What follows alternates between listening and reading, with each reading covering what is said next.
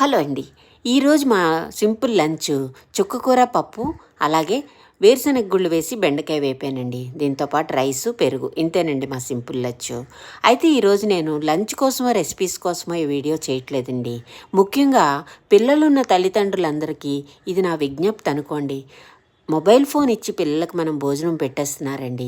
ఇది నేను ఒక స్కూల్ ప్రిన్సిపల్గా 15 ఏళ్ల అనుభవంతో, పిల్లలతో ఎంతో సాన్నిహిత్యంగా మెలిగిన అనుభవంతో మీకు చెప్తున్నానండి.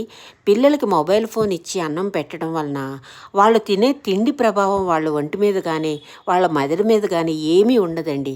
వాళ్ళ ఆ చూస్తున్న మొబైల్ ఫోన్ ప్రభావమే వాళ్ళ మెదడు మీద పనిచేస్తుందండి. ఇది చాలామంది తల్లిదండ్రులు చేస్తున్న పెద్ద పొరపాటు అని నేను అంటానండి. ఇది తప్పించండి. అలాగే దానికి బదులుగా మీరు ఒక మంచి కథ చెప్తూనో, లేకపోతే మన చిన్ననాటి ఆటల కోసం, మన చిన్ననాటి అనుభవాలు పిల్లలతో పంచుకుంటూ వారికి భోజనం పెట్టండి. ఆ భోజనం వారి శరీరానికి, మెదడుకి, పెరుగుదలకి ఎంతో ఉపయోగపడుతుందండి. ఇది నా విజ్ఞప్తి అందరి తల్లిదండ్రులకండి. Please like and subscribe.